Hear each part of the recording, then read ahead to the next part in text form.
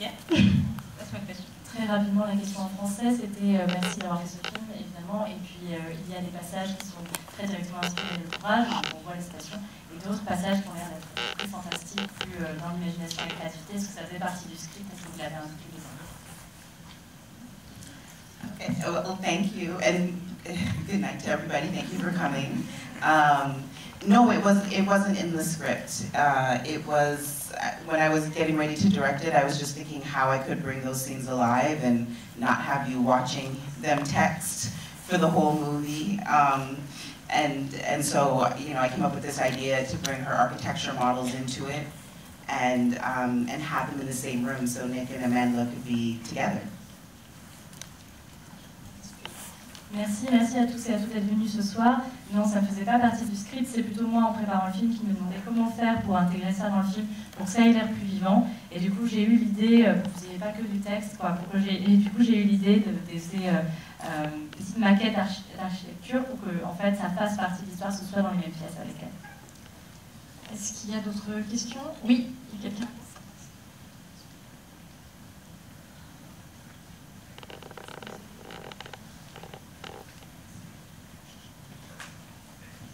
Bonjour.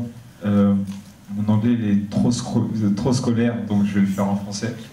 Donc je voulais savoir quelle est l'intention du film. Enfin, j'ai pas lu le livre, mais vraiment quelle est l'intention, quel est le message. Parce qu'on voit une histoire d'amour, mais je voulais vraiment savoir quelle est votre intention de réalisation. For me, it's based on a young adult book, and they're teenagers, but I felt like the general theme was to be able to kind of push back past your limits, push past what you're told you can and cannot do. And for me, that's how I connected with such a young story, in addition to the love story. But, Maddie is trapped, and it was, to me, symbolic of escape and the confines of your life that are kind of placed on you. Alors oui, effectivement, c'est basé sur un livre et c'est basé sur une histoire d'amour avec des personnages adolescents. Mais moi, ce que je trouvais intéressant, c'était aussi de parler au-delà de l'histoire d'amour, d'ajouter en fait une dimension sur le fait de repousser ses propres limites, d'aller au-delà de ce qu'on nous dit qu'on peut ou qu'on ne peut pas faire. Et puis l'idée aussi, c'est que le personnage de Maddie est piégé, en fait, il est coincé quelque part. C'est aussi la question de l'évasion. C'est aussi la question de la liberté là-dedans. Est-ce qu'il y a d'autres questions?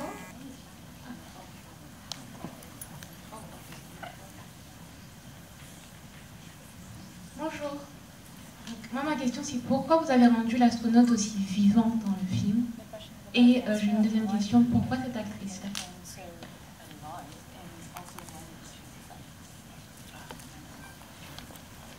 For the astronaut, I wanted to bring Maddie's imagination alive, and I looked for different ways, and I was taken by the astronaut in the book. And I thought he was funny, and when I was thinking I would bring the architecture alive, he was always in the model, so I felt like he had to be there, and add to the fantasy element of the film, and it was really a symbol of Maddie. Du côté de l'astronaute, vraiment, c'est parce que c'est quelque chose qui m'avait vraiment emporté à la lecture du livre.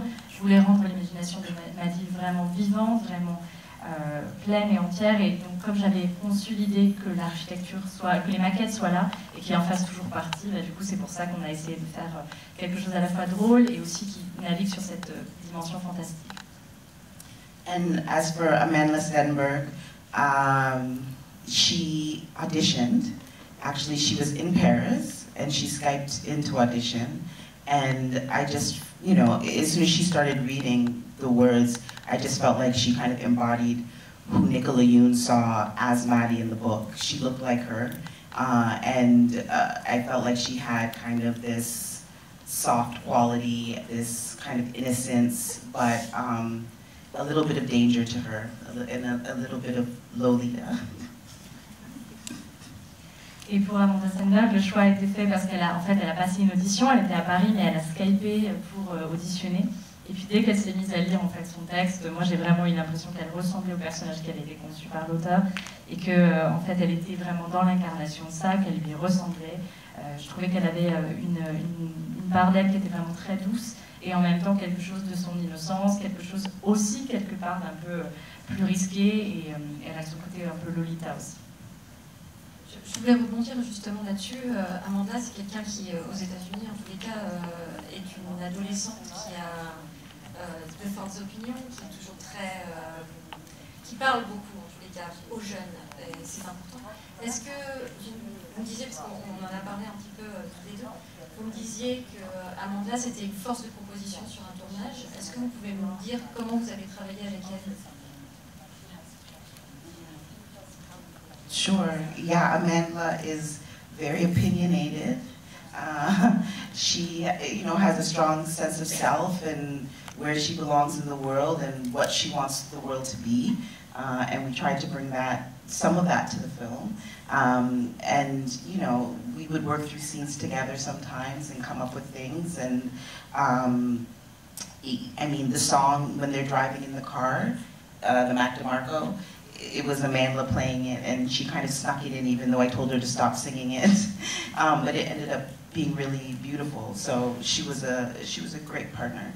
And yeah, she cares about giving back to the world and more than just her acting. Oui, c'est quelqu'un qui a énormément d'opinions et qui a une très bonne idée, en tout cas une image importante qui est d'elle-même et qui est de la place qu'elle veut avoir dans le monde. En tout cas, c'est quelqu'un qui effectivement a apporté beaucoup dans le film, et je pense que c'est quelque chose qu'elle apporte également dans le film, c'est-à-dire d'avoir envie de donner de la nuance. Et puis le travail que l'on avait tendance à faire ensemble, c'était de préparer les scènes ensemble, de voir avec ses positions, voir qu'est-ce qu'on pouvait amener d'elle là-dedans. Par exemple, la scène dans la voiture avec la chanson de Mac DeMarco, c'est quelque chose qu'elle-même a apporté à la scène, alors que je lui avais demandé d'arrêter de la chanter. Et finalement, la scène se passe très bien, ça rend quelque chose de superbe. C'est vraiment une super collaboratrice, et elle est vraiment consciente de rendre quelque chose au monde, pas juste de donner de son jeu. Il y a des questions? Oui. Bonsoir, du coup, c'est mon film. Je voulais savoir par rapport à Nick Robinson, pourquoi ce choix? Parce que c'est pas un grand acteur. Vous voulez dire qu'il a une carrière très courte? Oui, voilà, c'est ça. Ouais. Un acteur débutant à Hollywood, donc pourquoi ce choix? J'aime beaucoup. Hein. I love his acting. Oh, I thought he said his career was over. I was like, no. He's young. I don't know. I saw Jurassic World, strangely. And I don't know.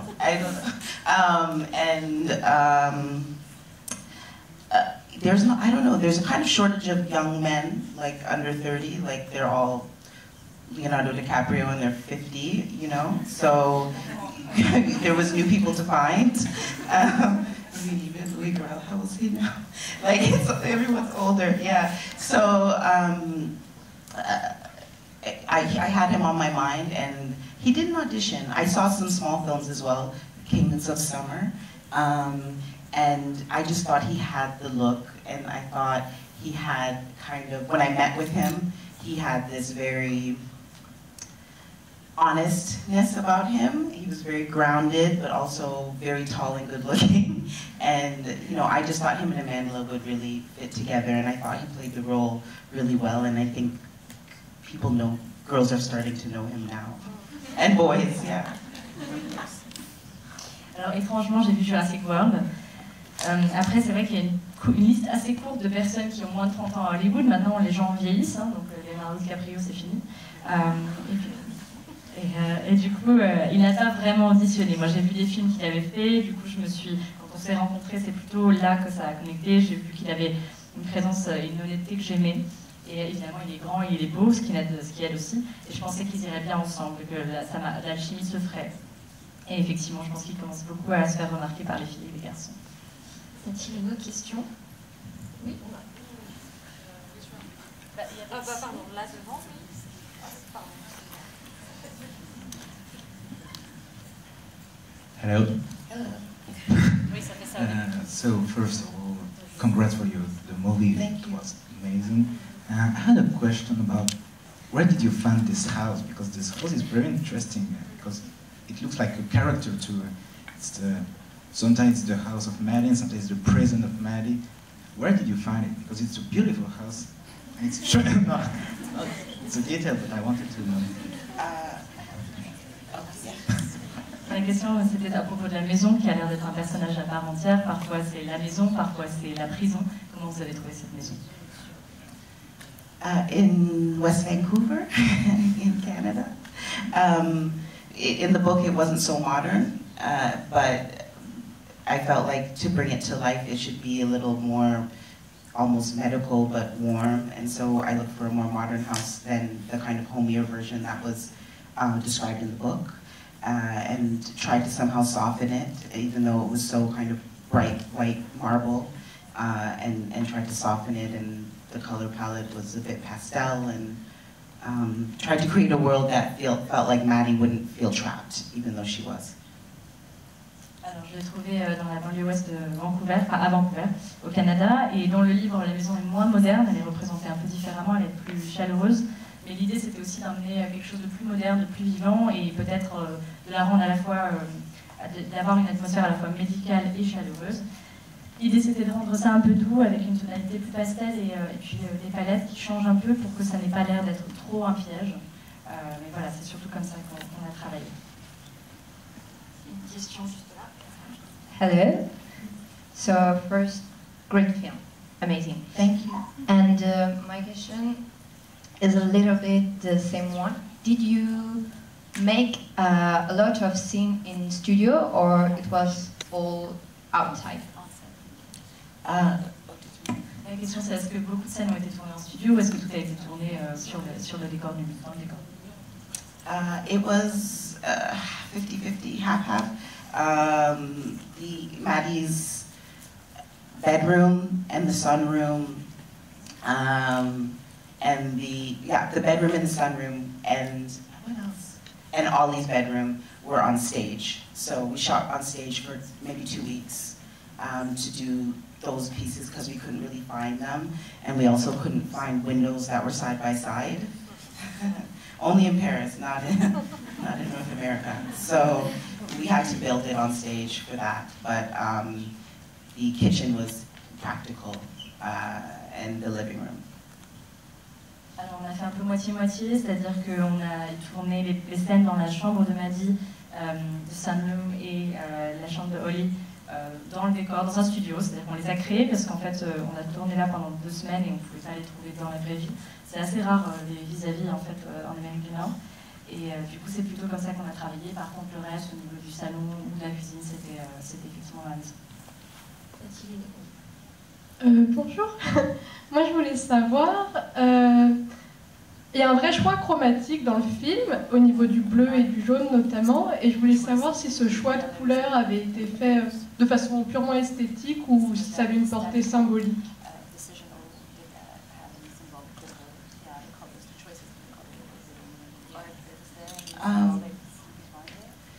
It was the colors that I thought of when I was reading the script. It felt very soft. Maddie felt very soft, so I had this feeling of wanting the whole film to be in pastels. So it was really only like blue and yellow, purple and green, and that was it. And it's through the whole. She wears a lot of green, I think. But just that kind of ethereal feeling to bring through the film and connect it. Alors en fait c'est surtout les couleurs qui me venaient en lisant le livre, donc moi j'avais aussi envie de représenter ça, encore une fois de représenter Maddie, et donc plutôt des couleurs pastel, du jaune, du bleu, du vert, du mauve. C'est aussi d'ailleurs du vert qu'elle porte beaucoup. C'était juste quelque chose un peu plus éthéré, un peu plus flottant, et ça me semblait aller avec le personnage. Est-ce qu'il y a d'autres questions? Non. Moi j'ai une petite question. Votre premier film, Gene of the Genesis, il est montré ici. D'ailleurs, demain, au Nicole, je fais ma pub à 16h30. Il n'était pas spécialement ciblé pour les jeunes adultes. Et vous, du jour au lendemain, après ce film-là, vous vous êtes retrouvé sur un film de studio pour une cible young adulte. Je voulais savoir comment ça s'était passé, c'est-à-dire qu'il y a eu très peu de temps de la sortie de Gene of the Genesis et votre nouveau film, pardon, je vais y arriver. Comment ça s'est passé? Comment est-ce que vous avez rencontré Warner? Parce que c'est un film de studio. Voilà. Est-ce que vous pouvez un peu m'expliquer comment la transition en fait entre Gene of the Joneses et Everything Everything?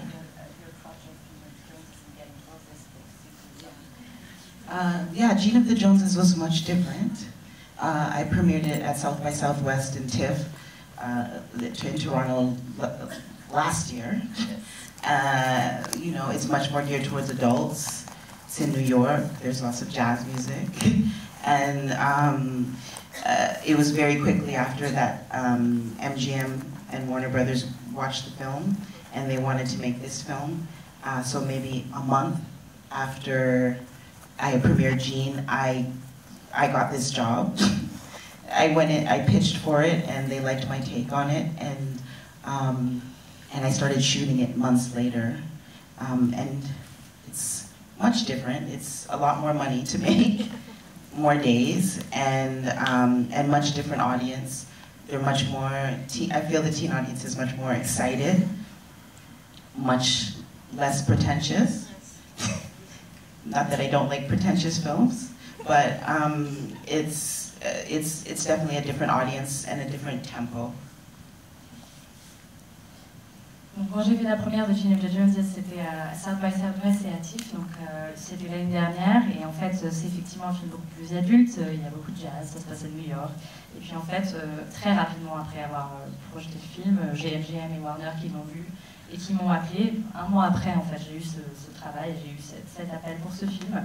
Ils m'ont fait venir, ils m'ont demandé quel était mon angle sur le film, ils ont aimé ma vision des choses, et puis on s'est mis à tourner quelques mois plus tard. Alors par contre c'est vrai que c'est très différent, il y a beaucoup plus d'argent pour le faire, il y a beaucoup plus de jours de tournage, et c'est un autre public, et on a plutôt l'impression, en tout cas moi j'ai plutôt l'impression que les adolescents sont plus excités et plus enthousiastes à l'idée de voir le film, et moins prétentieux, même si j'aime bien les films prétentieux. Voilà, c'est vraiment un public différent, c'est une expérience différente en le faisant, et puis je pense que c'est aussi ça qui se voit. Est-ce qu'il y a une question encore d'un public ou pas du tout? C'est la dernière. Je pense, Vous avez une dernière question? Est-ce que vous avez une dernière question? Non? J'ai une dernière question. Je crois que le film marche extrêmement bien aux États-Unis. En tous les cas, il est très rentable si jamais il faut parler d'argent. Est-ce que vous êtes particulièrement content de votre expérience, votre première expérience de studio, et surtout sur ce film-là? Is Warner Brothers here? Yeah, no, I'm very happy with this experience. You never know. It's much different to do a studio film than it is to do an independent film. You have less voice in it, but it reaches more people. So, like this young woman said, it makes me happy to have young girls see themselves in it. So there's a lot of pride that I have in that, and I'm very proud to have done the movie. Est-ce qu'on va en avoir, c'est dans la salle? Oui, alors effectivement, c'est très différent de faire un film de studio que de faire un film indépendant. On a moins de pouvoir en fait, d'une certaine manière. On a moins le dernier mot.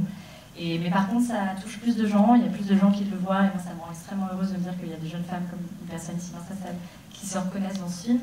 Et ça me rend extrêmement fière de me dire que j'ai fait ce film. Donc savoir que ça va toucher des gens, ça me rend très heureuse de l'avoir fait. Moi, je crois qu'on peut encore applaudir une dernière fois. Et puis encore une fois, si vous êtes touché par son univers, demain, à 16h30, Lincoln, son premier film, Gene of the Joneses, après-demain aussi, il faut juste que je vérifie l'heure de la séance. Mais n'hésitez pas à venir, parce qu'en plus, c'est vraiment un film bourré d'énergie et vraiment super. Donc, et il est en compétition, effectivement, pour la compétition des films indépendants américains. Donc n'hésitez pas à venir faire un tour. Merci d'avoir été là ce soir.